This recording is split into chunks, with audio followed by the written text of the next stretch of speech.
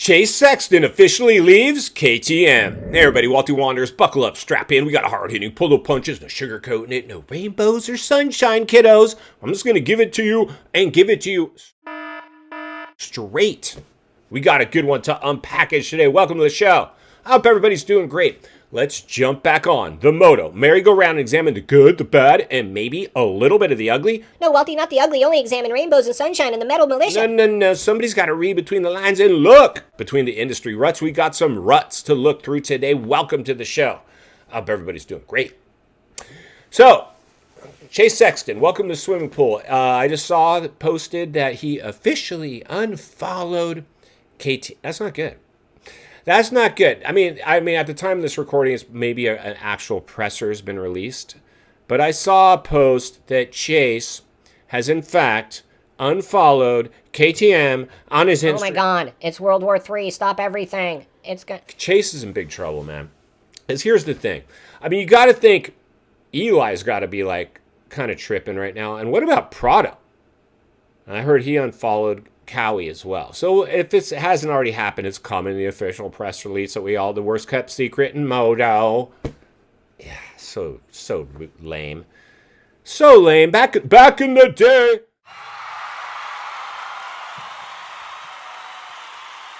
We didn't do this kind of stuff.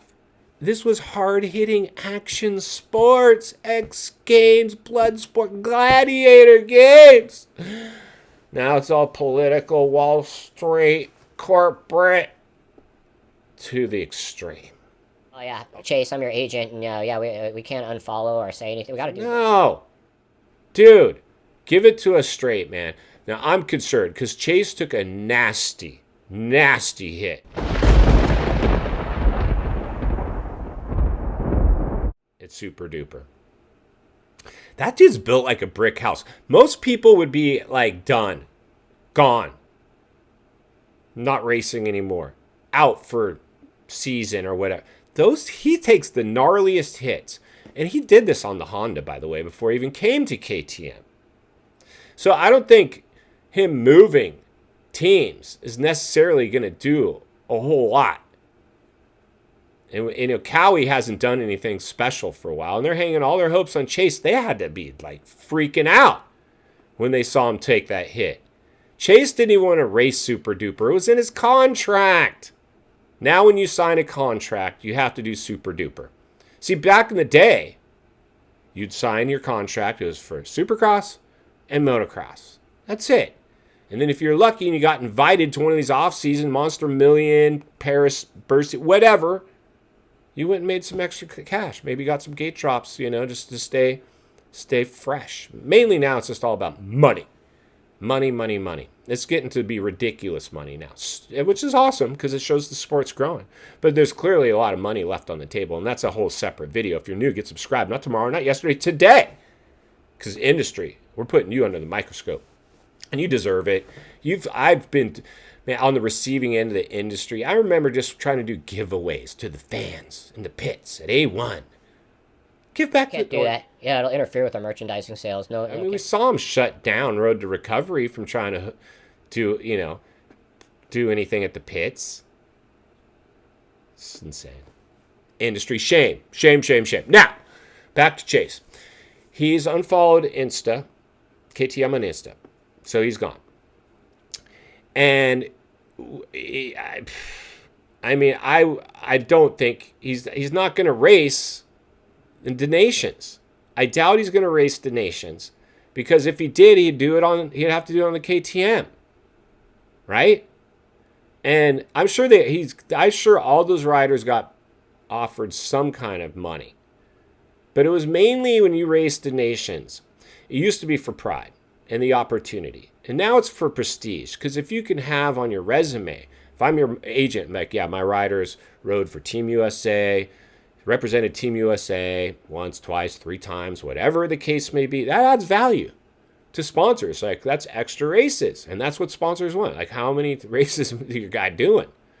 Now, we're competing in the most dangerous sport on planet Earth, claiming fools left and right, and the level of game or play now. I shouldn't say gameplay. I said gameplay, and I know Ricky's like, I'm going to use that in the next broadcast. Ball sports, bro. No. The level has been risen to the point now. I mean, we saw how decimated it was. It was awesome on one hand because this is what we signed up for, but on the other hand, it's hard to watch your favorite rider get hurt. It's hard to watch anybody get hurt, even if you don't like the dude. I mean, because it's a brotherhood. If you've thrown a leg over a moto, which I know anybody watching has, it's a brotherhood. Whenever I'm out motoing, and as was yesterday, I was out motoing in the backcountry on my dual sport.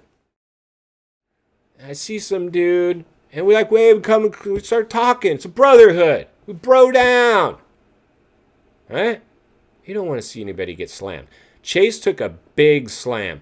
That dude needs to sit off the bike for a long time, and he's got to test the cowie until the cows come home. The last thing he needs to do is come in late to testing. He needs to just sit down. My guess is that dude's out for donations. He's out for the off season. He doesn't need the money. This is a critical turning point for him in his career as he changes to Cowie, which apparently none of these teams are perfect, except maybe Honda. Only because they have the Wonder Boy, the chosen one, the Moto Messiah, the man that's been anointed by the industry itself over there. Brought a bunch of money to the team with him. And even they're not perfect. This is their time. Enjoy it while it lasts, Honda. Eventually, you're going to have a shelf life, and you're going to be back without wins again. And you got problems of your own. Because I don't think this Hunter...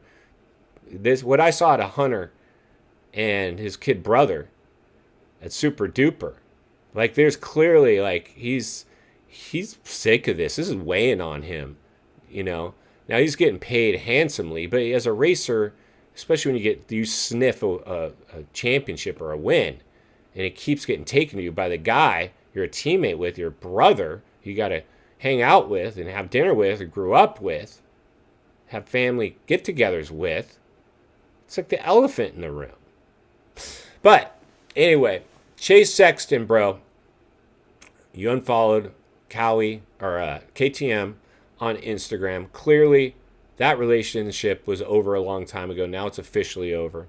Jorge Prado's subsequently, coincidentally or not, unfollowed Cowie at the same exact time.